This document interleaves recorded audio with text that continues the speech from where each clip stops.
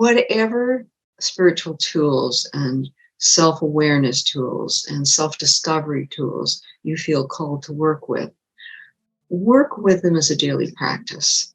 If you are using deeper states, work with a teacher, a mentor, somebody whose tradition you respect, somebody who you feel called to work with, somebody whose impeccability you look into.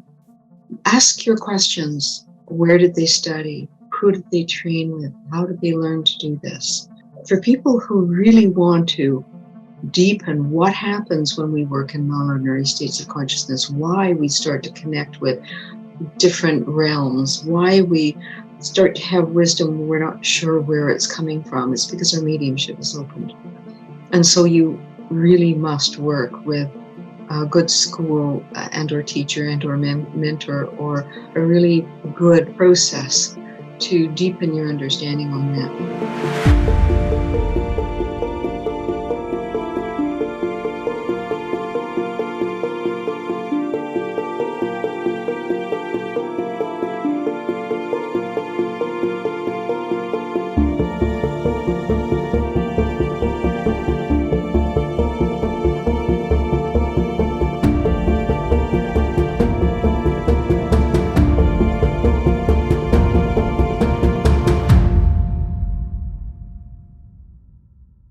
Hi everyone, welcome to another episode of the Psychedelic Conversations.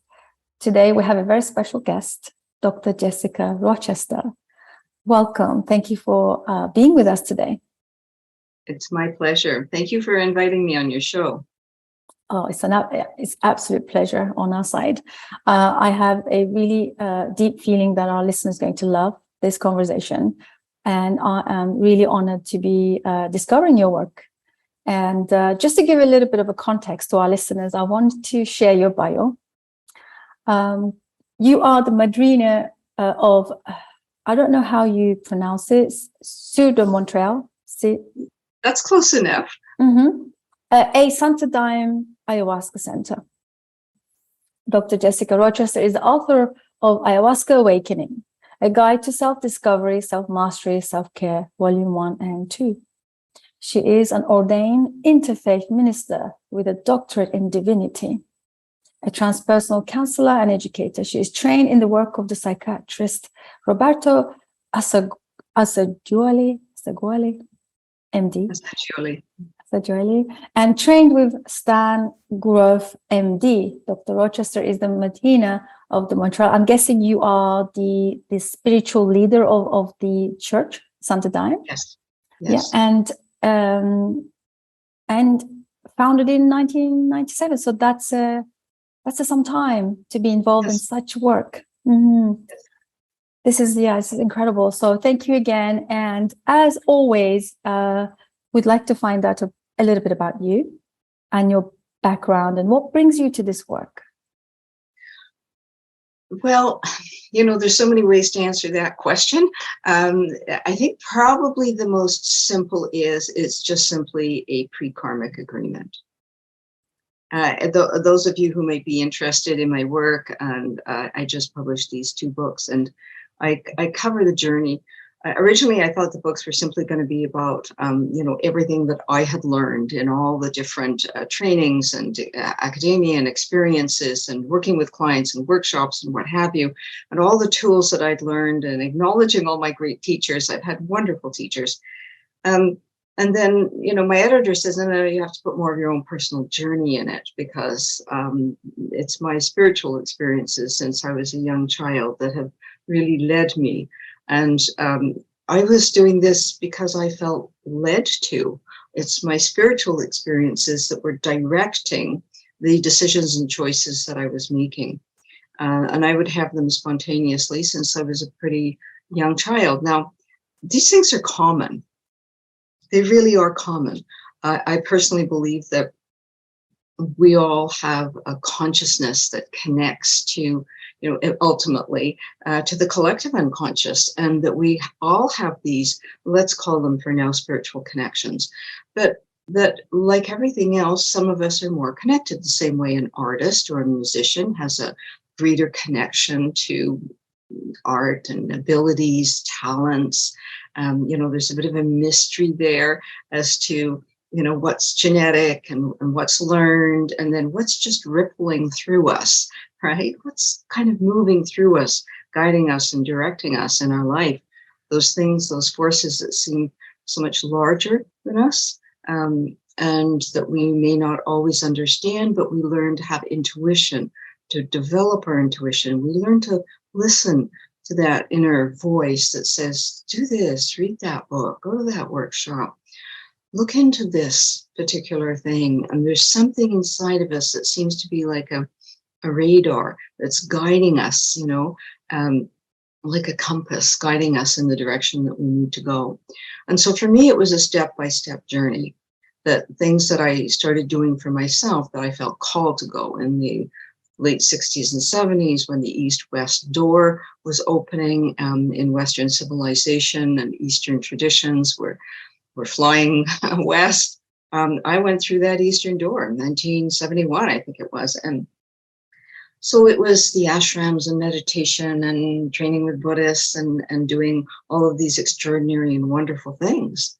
And at that time, I had a profound experience in which I was in an altered state at the time, and a deep meditative and altered state. And I met a being, and the being basically gave me what I came to understand as my personal 10 commandments, as how to go forward. And I write about all of this in my books for those of you who are interested. And what unfolded later. And, many decades later, I'm going through the north-south door. And the internationalization of ayahuasca was it hadn't started. It was just starting. So I was part of that first wave through the transpersonal training door, and went to Brazil, and then traveled with a group led by, professional people who lead these kind of sacred tours. And the next thing I knew, I was in Santo Daime ceremonies and being shown that this was the fulfillment of an agreement that I had made a long, long time ago to come here, do this, bring this particular tradition home. So that was 26 years ago. And it's been quite an experience, because part of my karmic commitment, let's put it that way, was the legalization in Canada. So for 17 years, I worked with Health Canada to achieve the ability to legally import our sacrament and serve it in our rituals. And so, the reality of that is that there was chapters in the journey that felt like they were uphill and very steep, like really steep, So I'm not sure if I've even answered your question, but yeah, you have. That's wonderful, and congratulations, because I probably won't be able to comprehend the level of commitment and the dedication it requires to even bring something alive, such as Ayahuasca Sacrament Church in those years, especially in the beginning when everything was abruptly went underground. So I could just imagine the level of commitment. Yes, and how many of us kind of pilgrims on the path, we kind of look up and we go, me? Are you serious? Why me? And yet it's so clear that, okay, you can say no, but why would I be saying, why would somebody say no? You have the choice to say no and bow to it and say thank you, but no. Move it on to somebody else, but why would you? And so those of us who work in kind of the fields of what we call entheogens and psychedelics. Entheogens, let's talk, if you're willing, let's talk for a moment about this distinction between those. And, yes, we are going back a long way. A lot of people are calling this right now a psychedelic renaissance. And is that really what it is? I don't really think so. We published, I kicked off a project and worked with a wonderful team of people professionals from psychiatry and religion and across the board, psychology and harm reduction and you name it. And ended up that we had 20 contributors to a paper we published in 2021 called Entheogens Vs Psychedelics in Canada, Proposal for a New Paradigm. Anybody who wants it, you can download a PDF free off my website. And what we did was, and this came from a vision that I got that we needed to do this. We did the first Ayahuasca conference in Canada, our little church, in 2019. And then we had to, Spirit showing me, okay, now you need to take this little idea I'm giving you and you need to manifest it. So, okay, so we worked on that for a year and a half and published it. And what we put together was a background and then the risks and benefits. And we also defined the difference between entheogens and psychedelics. Entheogens being sacred plants or fungi that have been used throughout history in the human race around the world for thousands and thousands of years. And they have been used in ritual, for coming of age, for rites of passages, for divination, sometimes for healing, for collective initiations in tribal settings. So they've been used, and they've always been in the hands of the elders, of shamans, shamanesses, but let's just for now call them wisdom keepers or elders. They've always been in the sacred plants, and apprentices learning how to work with these sacred plants was done in apprenticeship. Okay, the same way art and carving and so many things are apprenticeship trainings. And then psychedelics are laboratory-made substances that can be made exactly as far as the content, the quantity, the measurement of it. So we have, things like MDMA, LSD, ketamine, there's a bunch of them, right? The synthetic psilocybin versus the mushrooms. And so we have to look at the uses of them, because we have plants and fungi that have been held sacred, and indigenous peoples are starting to, fortunately, and this was part of our paper, was totally supporting the sacred plants that have been in the hands of wisdom keepers and under the teachings and the apprenticeship, that they have to be an extremely important part of the conversation going forward. Because what's happened is what often happens is people get on a bandwagon. It's something new, it's something exciting, and we're talking about the sustainability of the plants, about the sacred teachings, about the wisdom keeping, about recognizing the real use of these plants. And what people don't understand is, because they produce a very strong non-ordinary states of consciousness, you need a whole different level of training to work with this, And I love this. Yeah, I really love it. Yeah. Level of training, and you have people who say, well, you don't have to, you don't have to have had open heart surgery to be an open heart surgeon. Well, yeah, but that's not a good example. No, not at all. You can work on what do they call them? The models that they make when you're starting to be a surgeon, when you don't get to work on real people, right? Mm-hmm. Okay, and you practice, you're doing something to other people. It's got completely different. And yet psychedelics are proving to be, as they did. I trained with Dr. Stan Grof. Those of you who are familiar, listeners who are familiar with his work in LSD back in the 50s and the 60s, before everything did shut down. And that was part of the problem. It instead of keeping it open for research and clinical settings where people were trained how to work with it, everything shut down. And that, I think, was a big part of the problem, because people are curious and people want to explore. And they're going to explore. So you have a choice. You can have regulations that make it safe. So there's harm reduction and safety and settings and trainings, or you can prohibit, and then you have everybody using it without proper training. And so that's where things are right now. I was delighted that some people, you're in the UK, I have family who live there, and I was born there. we were delighted that after we published our paper that people in professionals and colleagues in Australia and England looked at it and got back to us and said, you know what, because we looked at education, how are people who are working with these substances being educated? Like, what are they learning? And you can't just be a psychologist with your regular psychology tools or your psychiatry with your psychiatry tools and enter into deep, non-ordinary states of consciousness and assume that you're going to know how to support people having those experiences. Absolutely. Yeah, absolutely.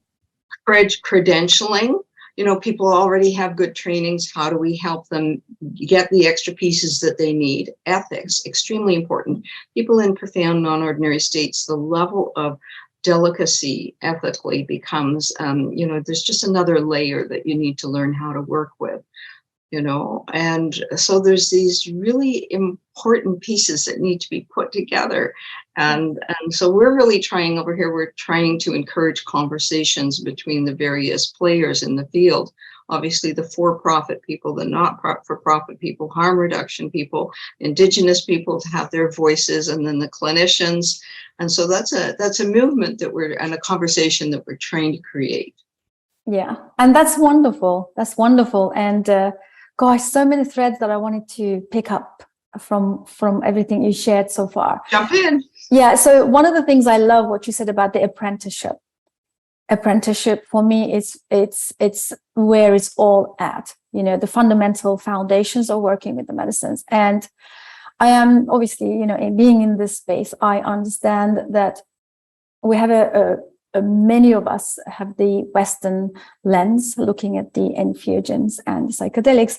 By the way, Dr. Stan Grof has informed my work and my understanding greatly. So I really respect that. And I always see him as our elder leading the way, as well as, many of those. And, now I feel like, there's so many that we haven't even discovered. And thankfully, with the help of the technology, and we could do these conversations, the Zoom and the videos, that we can access to maybe so many people like yourself, who's been there from the start. And just like the Indigenous people, this is how I see it, I also speak to Indigenous people, and they say it's a lineage, you enter into it from a childhood, and then you're under, the teacher for many years, almost all of their lives. And before they can even serve their first, sacrament, at least 3-4 decades have gone past.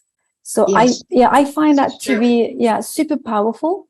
And with your story, I find another thing that's really kind of speaks to me is that your background, your original foundation of the ashrams, the meditation, the mindfulness practices, understanding all of those tools, and then going into the medicine, it's a great start. And now looking at what's going on with the so-called psychedelic renaissance, I see so many people. I also get a lot of messages from LinkedIn, actually, that people are trying to get into it, psychologists, and they have not even had the experience themselves. And they ask, sometimes they inquire and say to me, what would you recommend? Where shall I go? Where should we learn how to become a psychedelic facilitator? And to be honest, Dr. Jessica, that really worries me, because I understand the depth of this work and how much apprenticeship goes into it. Yes, so. I was 14 years, and in my apprenticeship, I was 14 years. And that was with all my background. Okay, coming in already loaded with Stan Grof's work and all my years of, Eastern tradition practices and a much wider model and everything come in. I was 14 years under the guidance and mentoring of the elders of Mapia. And it was in 2010 that we took our church independent. And so, I have immense love and gratitude for all my teachers from the different from the very different streams that I have studied in and learned in and always kind of felt guided to. Now, the good news is that there are universities in Canada, for example. I've been working this last couple of years as an advisor and guest lecturer with the University of Ottawa under their religious studies program, and they have been developing and developed a graduate level program in psychedelics. And and also with Vancouver Island University. So we have at least 2 in Canada that have very good programs where people are really looking at what needs to be included. And that also has to include the experiential.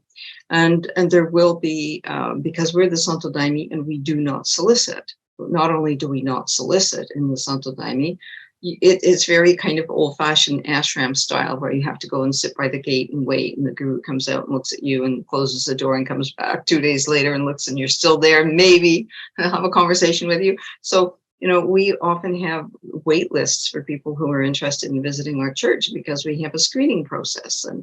And there's a saying in the Santo Daime, the Santo Daime is for everyone, but not everyone's for the Santo Daime.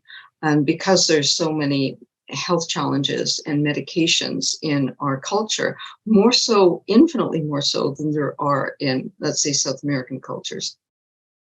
There are many medications and health conditions that are contraindicated for taking our sacrament. So we have to do a very kind of deep, screening with people to make sure that they they're well in the ways that are important. They don't have any medications that are contraindicated. They don't have certain conditions that are contraindicated. And at the same time, what are their intentions? Because if your intentions are just to, like I read about it, and it sounds like a really big trip, and I want to say this, like, well, I think maybe you better, I don't think this church is for us. It's for you.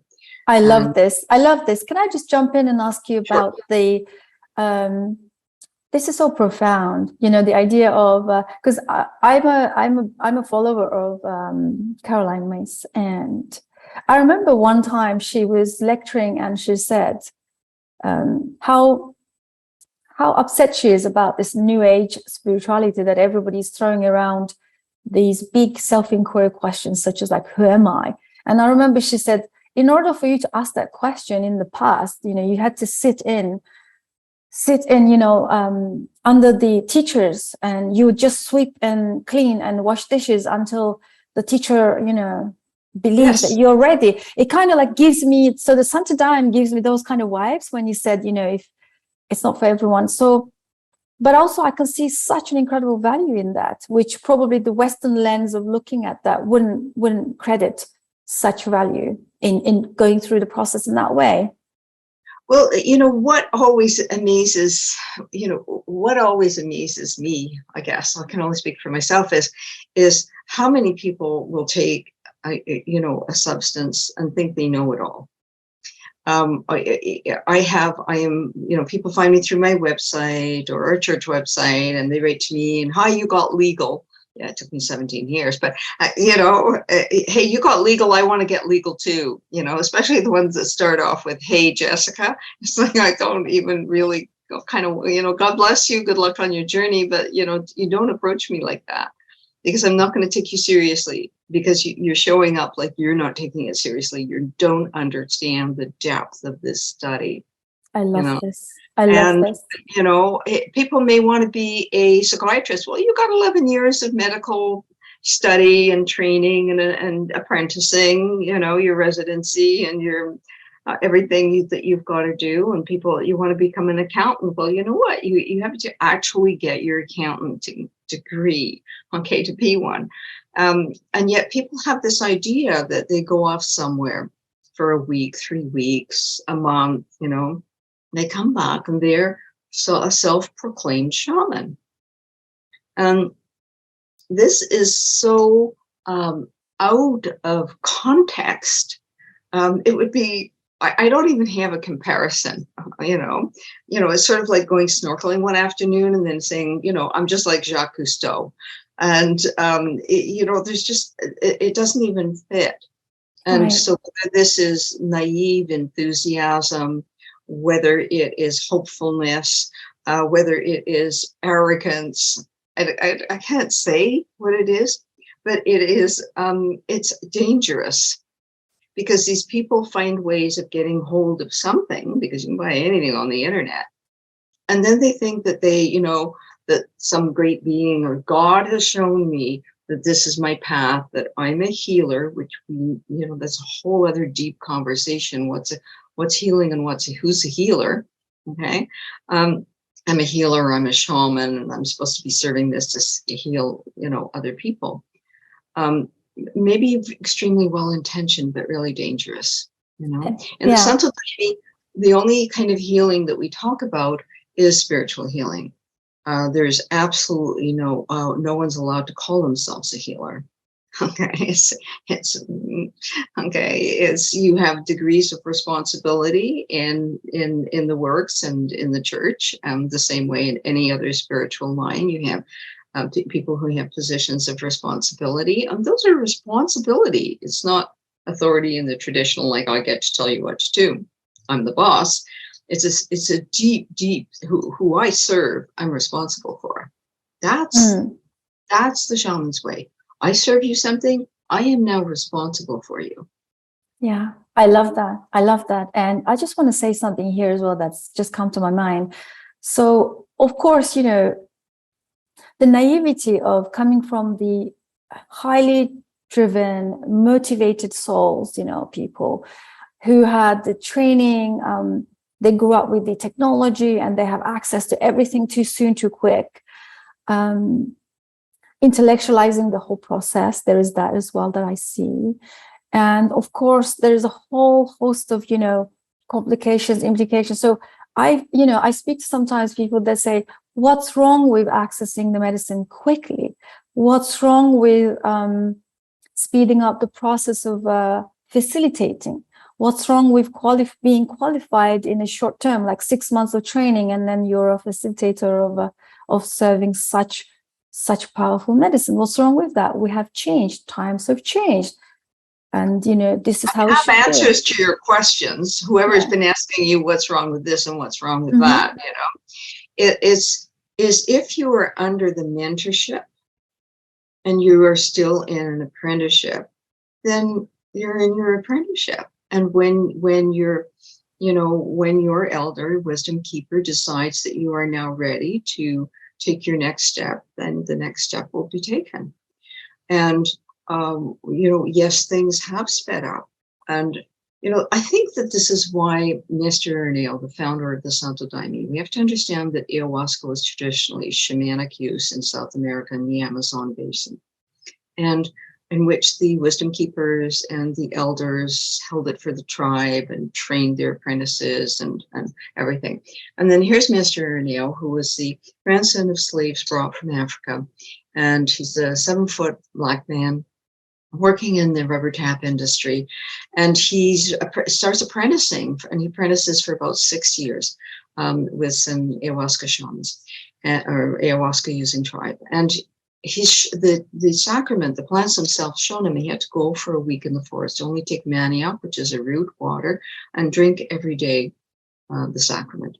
So he did. And this would be a normal initiation. The elders are going to keep an ear out for you. They know where you are in the forest, and they're going to send someone to tiptoe past every now and again, make sure you still got water and what have you. So keep an eye on you, but it's a vision quest, right? An important part of initiation. In that experience, in the power of the full moon, he encountered the divine feminine. Okay, now this is where it gets really interesting. Why the divine feminine? Well, because she's trying to make a return all over the planet to awaken us to take care of the divine feminine, to bring her back into her rightful place after 6,000 years of patriarchal, very powerful traditions that kind of occupy a lot of the human species. To put the divine feminine back in the right place and to awaken us to take care of Mother Earth. Okay. And so the divine feminine gives him the instructions to start the Santo Daime.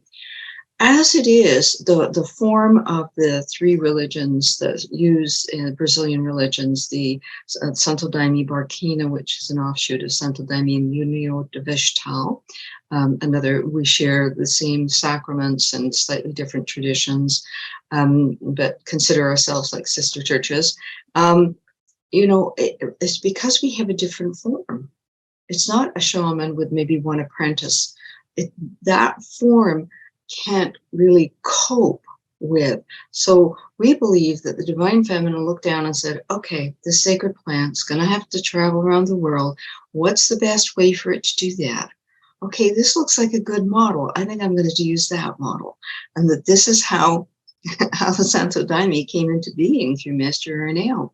So that there's a team that works together that is in a constant process of developing and upgrading and becoming more senior, and the senior people are training the more junior people coming in. So it's a complete process, and working together as a team in the what we call Salau, the sanctuary, the sacred space. Inside and outside of that, we work together as a team. So it's not one shaman directing the lot. It's a team with different responsibilities of seniority and position who work together. So yes, there's a captain on board the ship, but the ship can't sail itself. Okay, the ship needs crew, and the crew has to work together. So the Santo Daime is often compared to a ship, where you have passengers on board and you have a crew that keeps the ship going very nicely. And there always has to be a captain and a co-pilot and what have you. And so that's the way it looks like the internationalization of the Santo Daime and the UDV happened, was because the model allows itself to travel and then to take root into, if you look at trees, how they send their seeds into the, how do they send their seeds into the wind? And it's because they're in a little, they're in a little capsule that's going to take them somewhere where they can land and then they can root. And if they're not in that capsule, they can't fly in the winds and they can't root. And that's just how I see it. It may be a little bit kind of. Yeah, no, I love this. I love the model. Coming from obviously Western understanding of the best practices, I see there is an accountability. I'm hearing there is an accountability among the team. Yeah, not hierarchy, yes, but the accountability. There is a chain of command. There has to be. There's a chain of command. We have rules of the Salau, and there's a chain of command. During the works, there's, the president of the table, and there's the commandantes, and then there's head guardians, assistant commandantes, and guardians, people who rotate shifts, taking care of people who might need it in what we call the healing area. And people who might need to lie down or rest or move out of their place in their seat. And so there's definitely a chain of command in the Salau, and we're a corporation, we have a board of directors. So people hold different responsibilities and are responsible to that task and to fulfilling it. And they're always people apprenticing in those positions, learning it, because it's a deep, deep study. People can be a few years in the Santo Daime. They think they know it, and they go, I think I really almost know nothing. And I think I'm just starting to learn what it's really about. I love this. Yeah, I love this concept. Long time, because we come in with our ideas and our perceptions and our beliefs. And it often takes a while to unpack those, to shed those, to transform those, to have an open mind and an open heart, to really understand. And people who have meditation practices or any other spiritual practice or training, that they're going to come in and it's easier for them usually. They've learned to meditate, they've learned to go inside, they've learned mindfulness. And so, and other people come in and they're just totally available for it. They feel called and they're ready. And other people come in with some kind of intention, and they'll come and tell me after one or two trips, they say, I met a being who asked me why I'm here and why am I coming back, because I'm not doing what they told me the first time. That's interesting. Yeah. It's like, don't come back here if you're not going to do what we show you. Yeah. That's very powerful.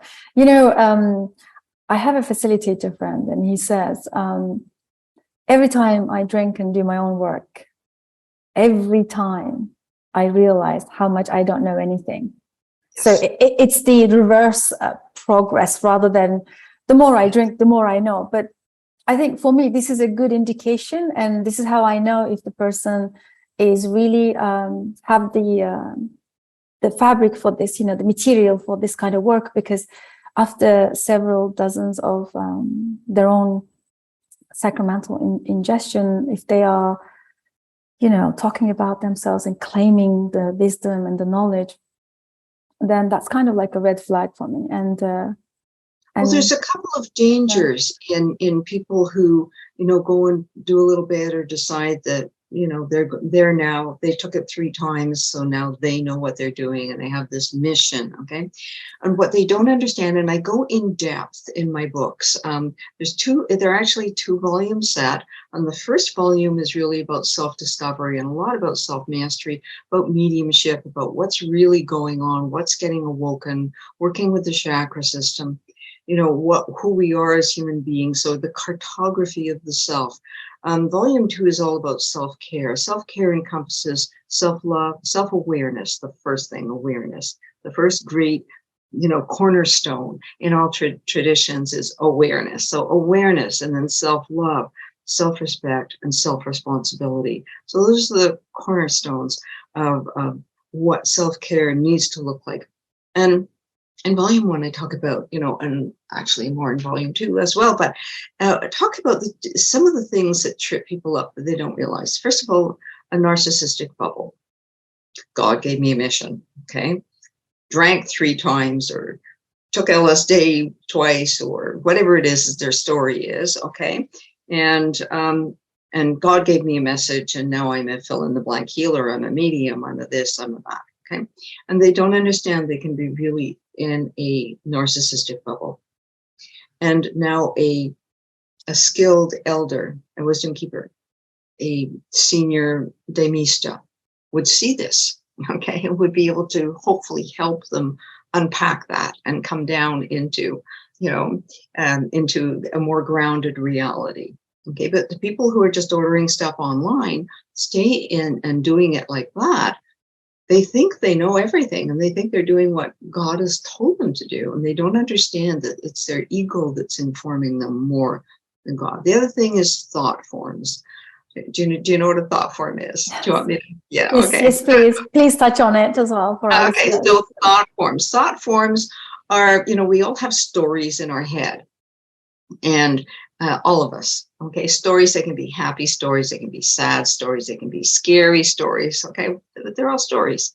And in this very non-ordinary state of consciousness that we achieve through entheogens and psychedelics, it's possible to get stuck in the thought form that can become amplified. And it takes that's where skill and long-term experience. And I'm going to use the example of scuba diving because I love scuba diving. I haven't now for a few years because of different circumstances. But when I was first learning, to be a scuba diver, you have to go through a whole program and you have to write an exam. It's like getting your driver's license, right? You have to take tests and write a written test and do a driving test. And then the instructor says, okay, you passed your test and you get a driver's license. And scuba diving is like that too. You have to pass tests. You have to pass a written test so you really understand what's happening in the water and what the dangers and the risks are and what to look out for. And then you have to do your open water test where you actually prove to a master diver that you think you know what you're doing at 30 feet below the surface. And I remember, very soon after I got my certification and we were going to be doing more challenging dives, and I was a little bit nervous. And we were diving with 2 master divers. And I was a little bit more slow coming down because everything was so beautiful. And I realized that people had descended. They were about 10 or 12 feet lower than I was. And so I just started saying, I forgot to click my ears and check everything. And it got a little bit weird for a moment. One of them just took a look at me, zoomed over, hauled me back up the 10 feet, adjusted my BC, buoyancy compensator, pointed at my ears and my nose to clear my ears, did this. I went, and hauled me back down again. One look, and he knew exactly what I needed. And, it's a very simple example, but that's the kind of long-term skills that you have to develop working with people in non-ordinary states, is you need to almost give them a glance and go, oh, okay, they need a hand here. Or, oh, okay, they're fine. They're working with it and it's good. And knowing that, it's like a midwife. Okay, coming along, breathe, just keep breathing. Doing great. Yeah, starting crown. Okay, don't push yet. So all these long-term apprenticeship, you don't learn to be a midwife unless you apprentice in it. Yeah. You don't just get a certificate. You actually have to apprentice in these things. I hope these are useful examples for people so that they can have just a little bit more, there's the humble ones who are saying, where can I learn? How can I learn? Where's the best way for me to learn? And then there's the others that say, took it once or twice, already know what I'm doing. So who do you trust?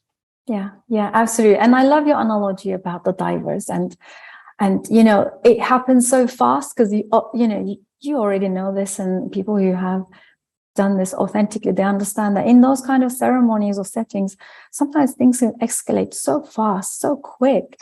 And that's where I value your analogy of just one glass and you know what's going on, and you could just go over and give that little bit of that help. Yeah. Yeah, that's wonderful. And I'm leaning into, there was no question about it. I needed to, my journey had to include all the different turns and twists and mountains and valleys that I had to go through. I could not have come to the Santo Daime unless I had trained with Stan Grof, unless I had learned Assagioli's work, unless I had been with the Buddhists in the ashrams and doing yoga every day. And I couldn't have done it. That's so those were all the preparations. Those, for me, I look back and these were all part of the apprenticeship of me just trusting. And this is a big part. If people come into working with sacred plants and entheogens, because I don't work with psychedelics. I don't. People ask me and it's like, no, I don't. I have a relationship with these two plants. They are the plants that I serve and the plants that I work with, and they are my plant teachers, and I have no need for anything else. I love this. I also love this approach because there is a term that we use among, this is like an inside joke, psychedelic shoppers. Yes. They want to, there are people that want to try every single thing that's out there. And that may be an unconscious search for, because, I'm probably, you're familiar with, Carlos Castaneda and his work with Don Juan. And, the first earlier books were, I think, more accurate to the situation. I don't know as they went along, but there's that wonderful, kind of teaching that Don Juan gives him when he says, you have to try each of the plants because you're going to find your plant. And you're going to find, you'll take this one plant and you'll go, no, it's not for me. It's whatever. And he says, because you're going to find the plant that's going to be your plant teacher. And so there is that part that people experiment because they know they're looking for something, but they don't quite know what they're looking for yet. And because we do not have in our culture, Western civilization does not have, we don't have elders and mentors. Who are our elders in Western civilization? They're rock stars and Hollywood stars and social media influences. Those are who people are looking for to be their role models. Who are the real elders? Who are the wisdom keepers? Where are they? What are they doing? And why do we have so few of them? And why are they so hard to find? And it's also part of this kind of North American Western civilization, what I call New Age nonsense.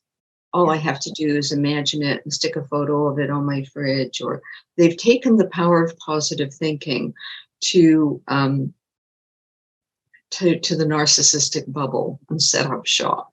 Okay, because really, if it's that easy, why don't the people who don't have water and food and shelter and safety just imagine having it, and it's going to manifest, So there's great truths that taken out of their setting in their teachings get a distortion of being materialized. Does this make sense what I'm saying? Absolutely. But then in that materialized, because we're very, Western civilization, very materialistic. And then that becomes the danger. Yeah. Yeah, very powerful once we understand and grasp it. I would like to move into some of these questions that I had for you, if that's okay with you. You've already answered some of them by touching on the foundational, the fundamental apprenticeship in other modalities of mindfulness practices and psychology and learning. It's about really going on a journey yourself and really creating that solid foundation, then moving on to becoming, you know, that mentor for everyone. I think that already answered my question. That's really wonderful, because I always ask, what are the best practices? Like what really serves us in this becoming a facilitator of these entheogenic medicines? So that really is valuable. So I wanted to highlight that again. And the other thing is, of course, in the Western, through the Western lens, all of the psychedelic or the altered states of consciousness or non-ordinary states are always left their mark as you would do this at a festival. You go to a nightclub and experience, you know, MDMA. You will, you know, it has this recreational connotation. I just want to say disclaimer, you know, no problem there. Absolutely, you know, there's no problem. You can take it recreationally, because I also have a friend who advocates this, and he's amazing.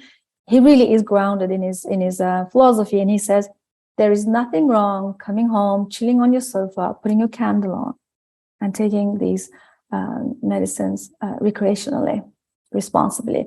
So, but what I wanted to. So, are you asking me to comment on that? Yeah, yeah. So I think we have on our website an advisory for external events. Okay, in other words, anybody who decides. In our church, you know, we have visitors, associate members, and then uniform members. Once you're a uniform member, once you're asking to become a uniform member, you're making your dedication to these plants. You're not going to go off. You've got everything here. You drink Daime twice a month. Why would you want anything else, right? So, but visitors, you know, they might be doing. We have an advisory for external events, because we make it very clear we're not responsible for that. We're responsible for what we serve you in our rituals. And so the advisory includes to know exactly what you're taking, what the quality of it is that you're taking, do your research, what effects it can have if there are any contraindications. It's better not to take alone. This is all basic harm reduction guidelines. To not take alone if people feel that there's practiced insufficiently alone and they intend to do this, then have somebody kind of standing by, you know, a phone call away or next door, or, you know, somewhere else in your home, just, you know, reading a book or something. Have a sitter is even better. Somebody who's quietly there, available, not interfering, but just in case you get into a difficult spot, then, because not everybody has a resilient enough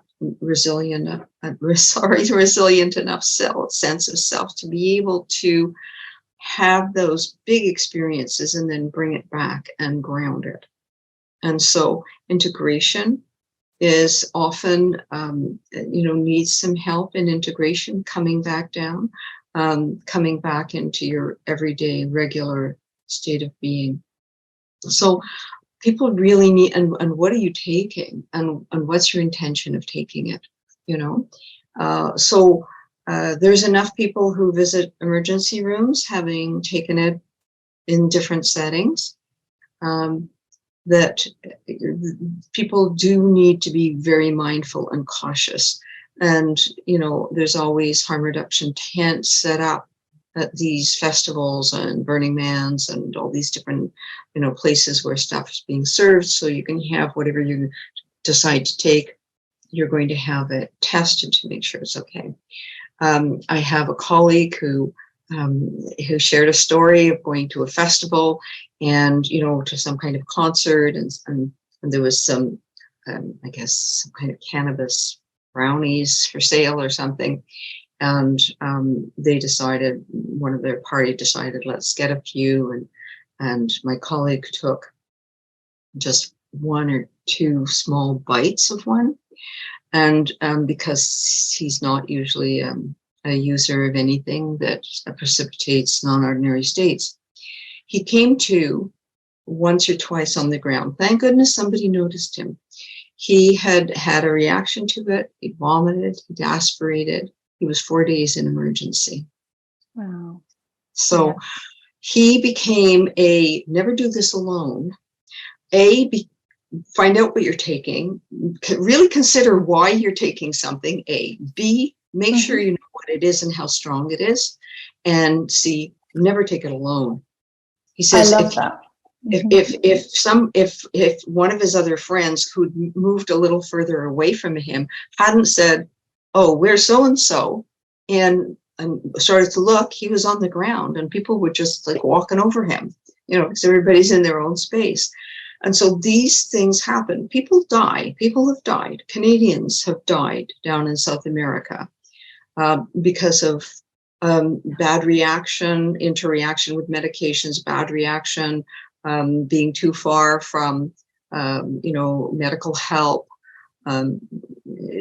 These things happen. So harm reduction is essential. So the advisory is know what you're taking, how strong it is, where it's from, who, if you're going into a ritual, who's leading the ritual, what their reputation is, because people are going off and doing all kinds of events. And then there's not only potentially harmful reactions, but there's also abuses of power, abuses with money, and sexual abuses that are happening. So people really need, and when you're in a non-ordinary state, these things are even more traumatic than in a regular state of consciousness. Somebody in your office comes and pats your behind. It's offensive and distressing, right? But you're in a deep non-ordinary state where you are maybe reliving your birth or accessing a past life, and something happens.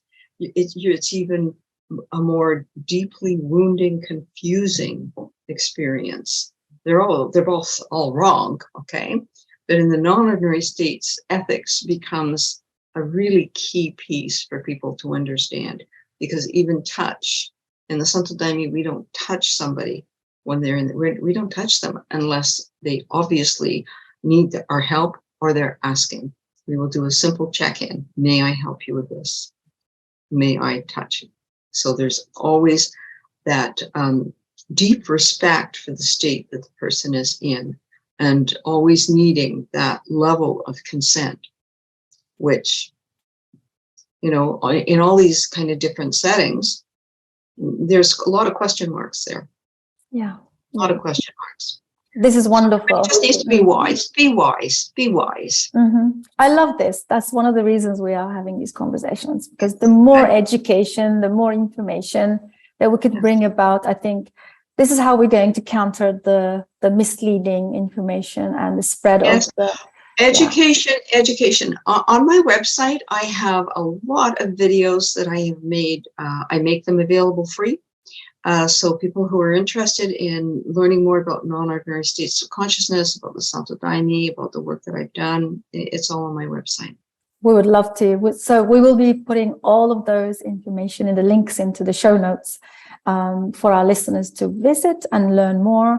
And of course, make use of those harm reduction information. So you literally touched on the harm reduction, the ethics of working in those states of non-ordinary experiences. I love all of this. And one other thing I wanted to ask you or have your comment on is that, so through the Western lens, if people are only experiencing altered states through recreational or random, or if they're like, I know so many people come to me or they email saying, oh, my friend had this thing in his pocket, we went away together, and then we just decided on a hike that I didn't know what, that was their first time experience. So, and then the spontaneous spiritual awakening and then the whole rest of it. The reason I'm asking this is that we don't have a context. And I love that the church model of even what the Caroline Mays taught me about being apprenticed to a devotion or having that patience, and then moving towards the progression of your spiritual path is a completely different model, which is now completely lost. And now we have people. It's not completely lost at all. Okay. It's not at all. There's this continuum of spiritual awakening, spiritual awakening has been compared to ice and snow melting. Okay. It's a process. It's like spring, and the sun gets a little warmer, and then it starts to thaw. Where we live, we have tons of snow and ice. Whereas spiritual emergency is like an egg cracking. Okay, that's it, Humpty Dumpty, get back together again. So there's a continuum from spiritual emergency to spiritual emergence, and spiritual emergency can move into spiritual emergency. And some people, their first experience kicks open spiritual emergency. Now, here's the thing, is in traditional Western psychology and psychiatry, a lot of spiritual emergency and spiritual experiences are pathologized.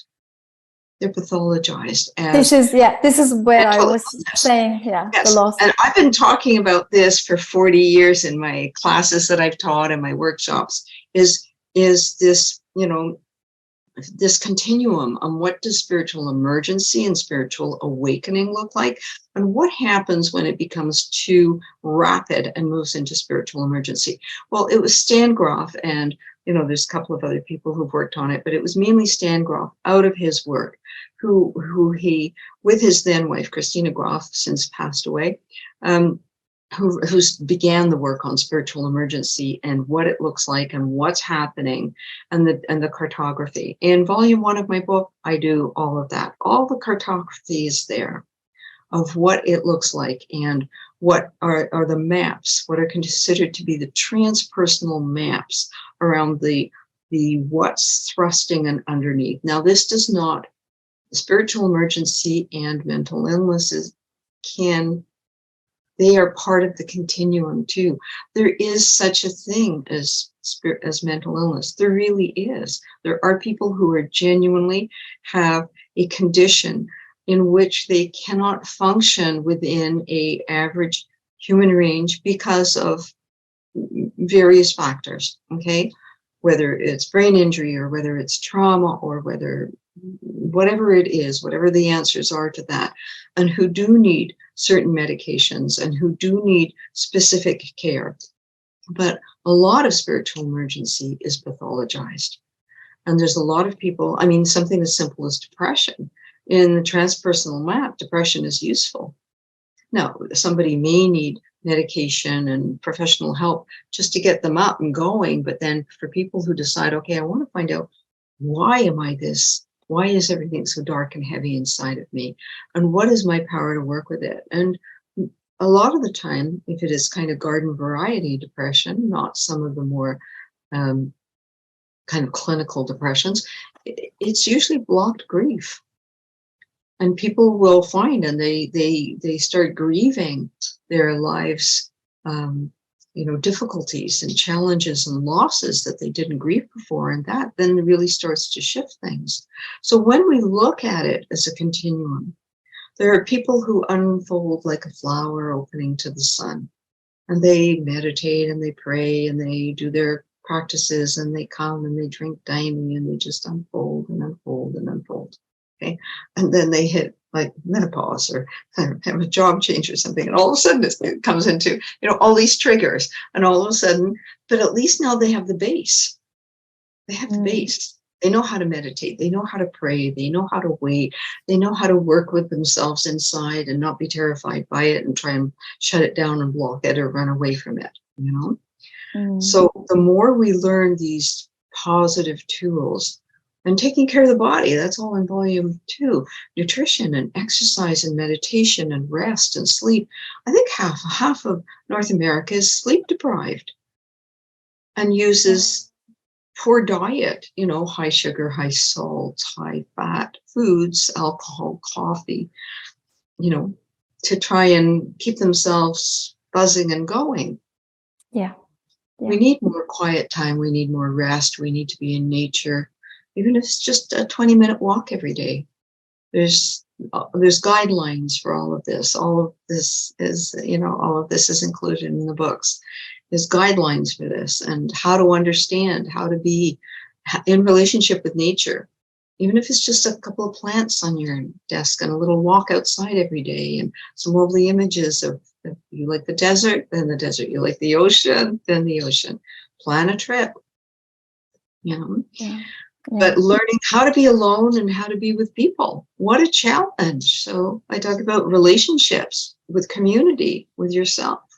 If we're not in good relationship with ourselves, it's not going to work so well outside.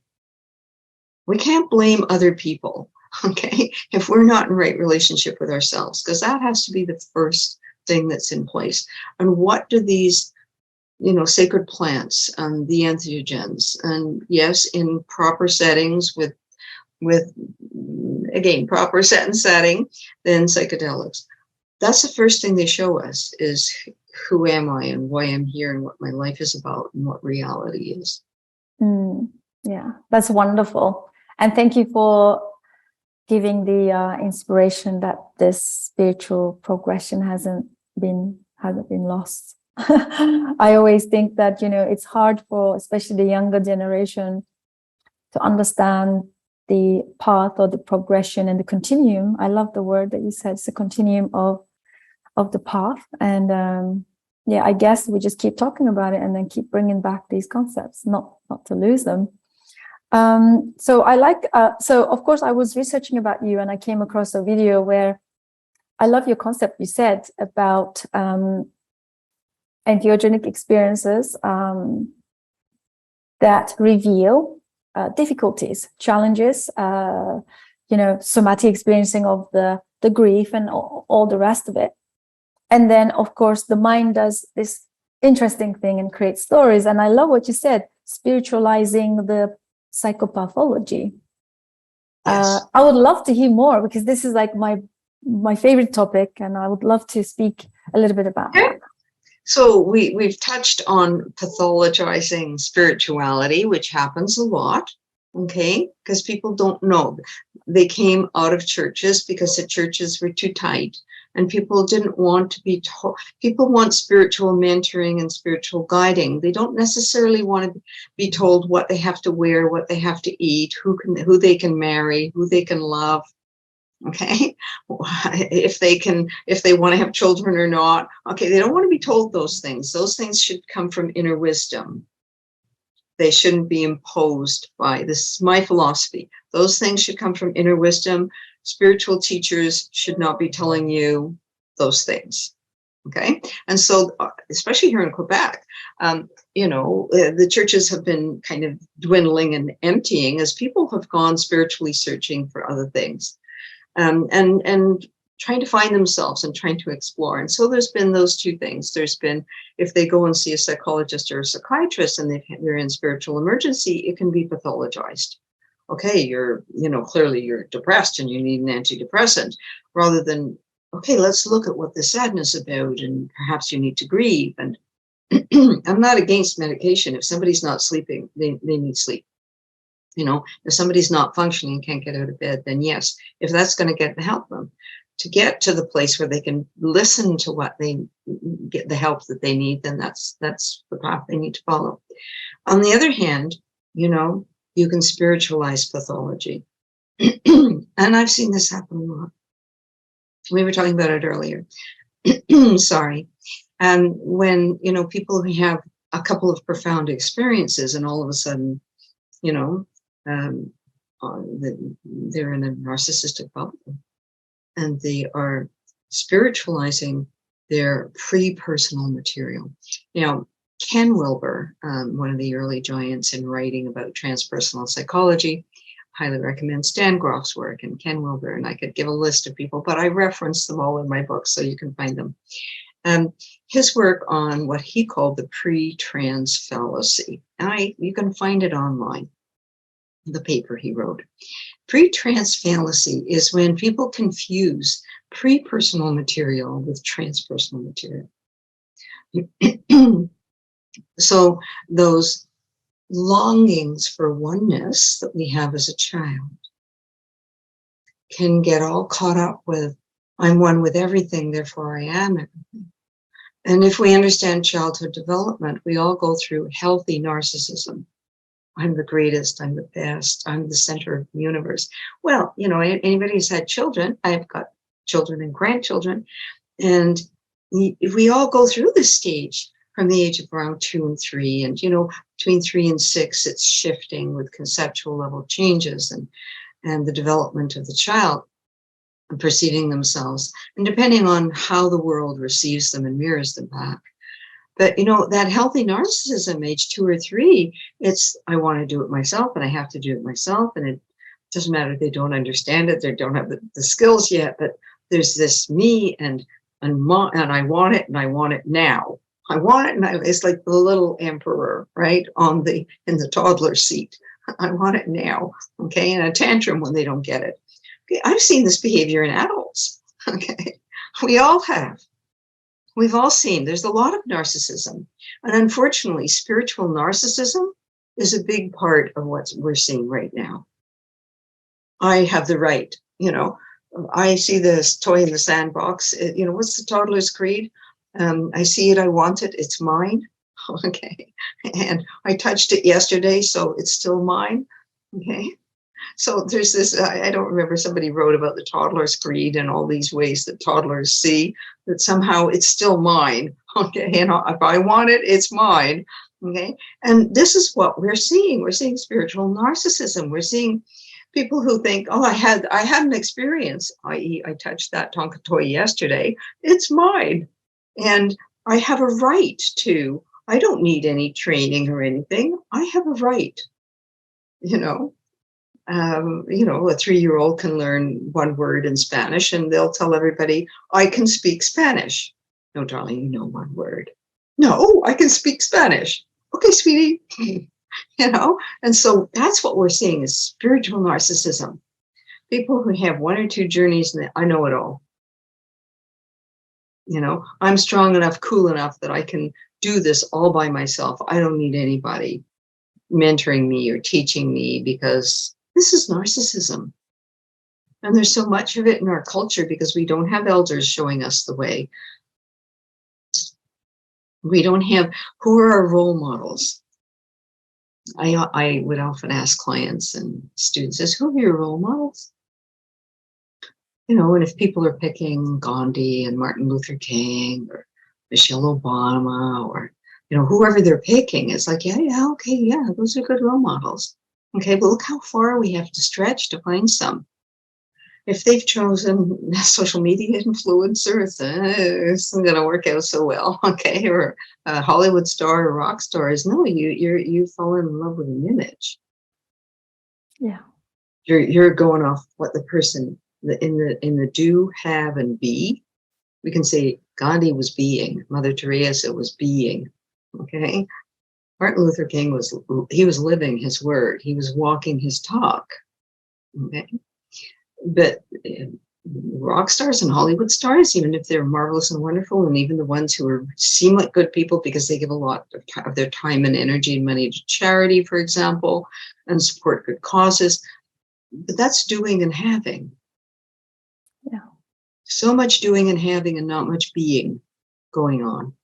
And so really easy to get into those narcissistic bubbles. I have the right to do this. Oh, okay, God bless. Yeah. This is beautiful. Thank you so much for this really clear, description.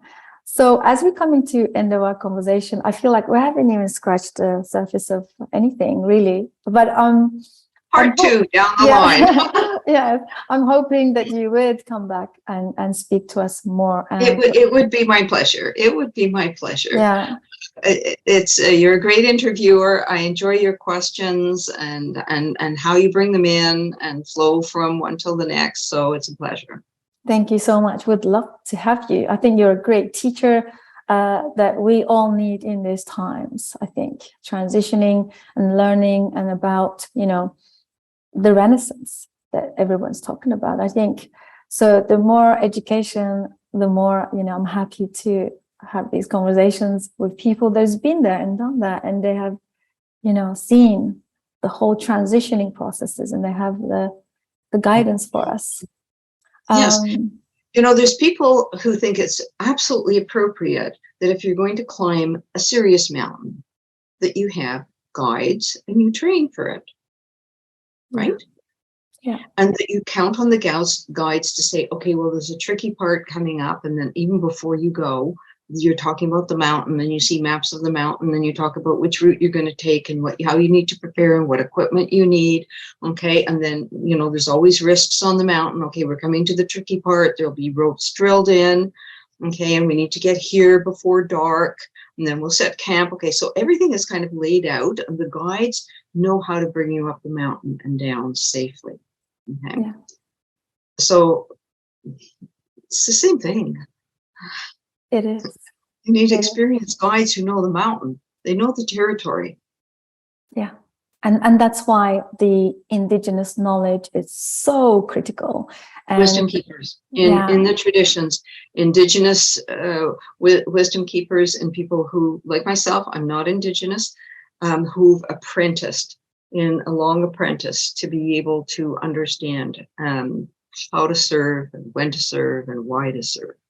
Yeah, exactly. And one of my other passions is to learn about the body. So the body's role in psychedelic use and, the entheogenic medicine or plant medicines. And I always had this inkling that indigenous people, when they work with the entheogens, they know that the body is the ally in the process. They know because, I've seen a lot of indigenous people in action, and I see how the glimpse, that one look to the body and just reading. Yes. Yeah, right. But for some reason, we've been in the West, we've been led to think that these are just manifesting the mind in the mind or altering the mind, which true, but however. Well, it's true, but it's not true because, we have all kinds of, scientists used to think the world was flat. Okay. Yeah. Till Galileo and Copernicus and all the scientists, and they got banned because they were going against the church. And, the stories are fascinating. And, they still haven't figured out where's consciousness. Well, those of us who work in non-ordinary states of consciousness and who understand consciousness from a different vantage point, and say that consciousness is not what you think it is. And so if you're trying to pack it into a box, and I actually use some very good research and information on consciousness and recent consciousness studies. I'm fascinated by neuroscience and what they've been discovering in new biology. Rupert Sheldrake's work, for example, and because all of these the frontiers and these scientists are all working around the same piece. And they're touching it and exploring it and finding pieces of it. And the pieces are starting to come together to form a picture. And what they're seeing is just simply affirming. So, quantum physicists and particle physicists are confirming what spiritual teachers have been saying for millennia. We're all one, okay? Everybody thought that was cuckoo. We're all one. I'm me, you're you. Okay, yeah, on this level, I'm me and you're you. Okay, when you drink your coffee, you're drinking it. It doesn't go in my body. Okay, that on another level, we share this consciousness and the maps. I have diagrams for all this in the book, so people can understand the layers of consciousness and how we connect from our individual consciousness to the collective unconscious. The power of the archetypes that we all connect to, spiritual realms, shamanic realms, we're all connected to them. So if we have an experience with it, that's what's happened. We've had a touch into that for a reason that maybe we don't in this moment understand. But if we continue the journey, we will start to understand why I have that or those experiences. And, what you're saying about the body, how we hold things in the body, so important, only as we work within understanding that. When they first found out that we have neurotransmitter receptors, neurotransmitters are the communicators throughout our brain, the message carriers and the communicators, working faster than we can possibly imagine. They were stunned when they found that we have neurotransmitter receptors throughout our entire body, all through our gut. It's like, wait a minute, you mean down way low in our intestines is talking to our brain? Yes, it's called the gut feeling. Okay, the whole chakra line is talking to itself. The whole energy body is talking to itself. And this would be as silly as looking at our computers that we're talking into and thinking that you are in your computer and I'm in mine. I'm not in the computer, and the computer didn't generate us. Okay? The computer is simply a transmitter. So when we think that, oh, my body is a vehicle and transmitter for consciousness, and the ego is consciousness in an eagle's body, transmitting consciousness and being the experiencer of being an eagle. And the rock somehow has its consciousness, and it is being that. Does Gaia, does Mother Earth have a consciousness? And do we connect with that? These are all deep questions. Yeah. I answer them or point to the potential answers if we don't have answers, but it looks like following that route will lead to one. They're all in my books for those of you who are interested. That's wonderful. And one last question I would like to squeeze in is the need for inclusivity of the heritage. Yes. Traditions. And I think I am understanding that this is your area of passion. What would you like to say to us as your last sort of words of wisdom for this episode? I don't know if I have any last words of wisdom. What I would like to say to the listeners is this, is whatever tools, spiritual tools and self-awareness tools and self-discovery tools you feel called to work with them as a daily practice. If you are using deeper states, work with a teacher, a mentor, somebody whose tradition you respect, somebody who you feel called to work with, somebody whose impeccability you look into. So ask your questions. How are they credentialed? Where did they study? Who did they train with? How did they learn to do this? Something we didn't even get into, which is an entirely big topic, and I'm just so tempted to just drop out a little thought here, is also in Western civilization, we're preoccupied with one type of mediumship, which is kind of talking to the departed. And this is a very small, narrow part of true mediumship.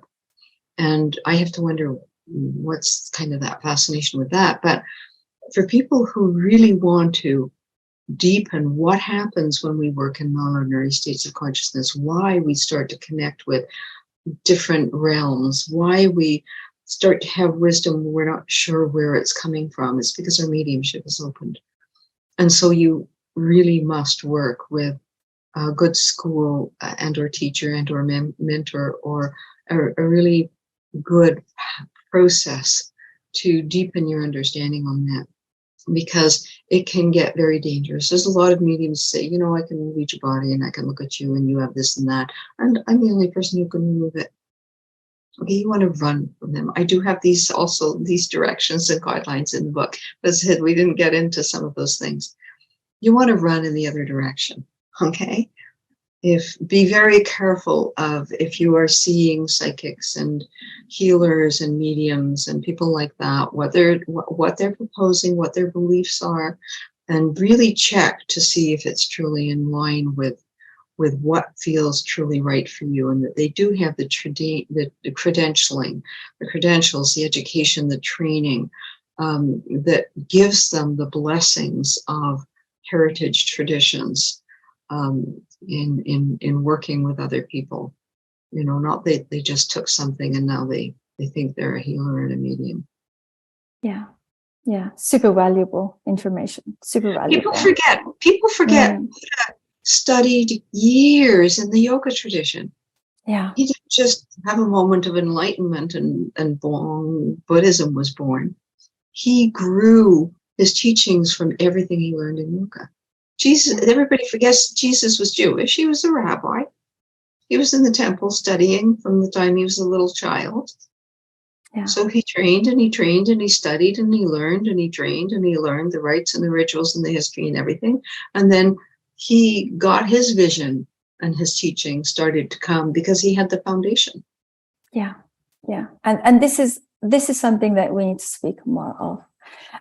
One of the things just quickly want to touch is that I remember, my earlier days of seeking and my obsession with trying to understand how these people knew what they knew, and the mediumship, the clairvoyance, and the healing. All of this really used to fascinate me. I watched my grandmother doing healing on a physical level, like literally healing ailments and things on people's bodies, and that used to fascinate me. So, and earlier times, I do remember going to see some of these mediums and really taking everything they said to my heart. And I used to really put them on a pedestal and think, wow, this is fascinating. There must be some special people. But eventually, as I dived and delved into my own work and my own progression, I realized, I see what's going on here. The less of an autonomy and agency we have, the more we put the authority outside. And now it's like tables turned, and it's like I don't have any interest. And I respect them, I love them still, but that need is just gone, disappeared. And then finally the stepping into, the wisdom that's generating from within. It's hard because I know that I also meet people that they don't want to be free, they don't want to be autonomous. It's a big problem. They don't want to have the agency. It's a big problem. It's a big problem, and our system, in a way, kind of sets it up like that. And so there are a lot of good people who have real skills of intuition and perception, but you know what? Then work with a team of people. For example, the best medical intuitives work with a team of people. They work with a medical doctor. They work with a team of people because they know they have one piece that needs to be checked and verified and worked with the team. And that, I think, you could have good confidence with. I would be concerned about, psychics and mediums and medical intuitives who don't work with a team of people to discuss ethics and boundaries and, there's that real gray zone. I'll tell you a funny story. I think we've gone way, way over. I just want to keep you here for another hour, if I could. Keep some of all of this. I'll tell you a funny story is, I was young. I was, I'm going to say I'm maybe 21 or something. I'm young. And I realized that I could see things in myself and I could see things in other people. And I was very interested in, because of my own spiritual experiences and what was happening to me. And so I was looking into all kinds of things, tarot and astrology, and it was all fun and wonderful to explore. And I was learning so much. And I never felt called to kind of do it. But then I realized that I could see things in people's hands. It was just there. It was just like twinkling out at me. And so I did some studying in it. And I started to, and I wouldn't charge people because it didn't feel right. So it didn't last very long, because one day a voice says to me, you have to stop. And it's like, okay, there's that voice, you have to stop. Okay, why? Because it's not your business. That was it. That was it. Wow. Closed. Yeah. Closed. Not your business. Yeah. Again, around that time, and that kicked off a lot of things for me. And I write about it, the LSD journey I took. At the end of the journey, I meet this being. The being says to me, "You will not be doing this." Oh, I spoke about that earlier. You won't be doing this again. This is what you will be doing. Do this. It's like, okay, I won't be doing that again. So when I was called into the Santo Daime, I had to do serious business. I was dreaming. I was started a year before. I mean, with Jan Grof, we studied. we studied. We didn't take anything, but we studied them. We had a whole model on sacred plants and their place in history. So from a very kind of anthropological look at it, and a historical look at, and psychedelics and how they came in, and his research with LSD and everything like that. And I started dreaming about ayahuasca, and I'd see myself in the forest in white, drinking it, purging. And I kept having these dreams that didn't make sense to me until this opportunity to go to Brazil opened up. And then I had to say, okay, hello up there. Remember you told me I don't do it? Am I really going to do this? And it's green light, green light, green light, green light. Yeah. And so we have to listen to ourselves. And we have to be careful how much power we give to people and what they tell us and what they say to us. And we have to be willing to empower our own relationship with our inner wisdom, and also be humble and seek wisdom outside of ourselves from true teachers, and whether it's their books or their writings or working with them, training with them. But we need to have that. And the very least, we can form a group of colleagues. Throughout my life, I've done this, had colleagues. Okay, let's make sure we're all on the same page with this. And let's discuss this and how we're managing this and supporting each other. And this kind of teamwork is essential. I love this. I love this because my work involves obviously similar spaces, and I always made sure that I have a few people that they can keep an eye on me and keep me accountable. Yes. Yeah. Excellent. You're doing the right thing. Yeah. That's the ethical thing to do, to make sure that we have experienced, wise people who have a depth of understanding, who are part of that kind of teamwork support system, who we can have as advisors, and who we can discuss things with, to make sure that we are in, to the best of our ability in any moment, our impeccability. I love this. And thank you for everything and all the wisdom that you dropped today for us. Honestly, it's been a pleasure. And I cannot wait to invite you again, hopefully. Thank you so much. Thank you. It's been lovely. It's been lovely. Thank you so much. It's been a pleasure. Thank you. Okay, so we will wrap up now. And I just want to say thank you to our listeners. If you enjoyed this conversation, do get in touch. Drop a comment. Don't be shy. You can get in touch with Dr. Jessica, and we'll put all the links and the websites and the information and more. So I will see you guys on the next one. Bye for now. Thank you, Dr. Jessica. Bye for now. Bye, everyone. Bye.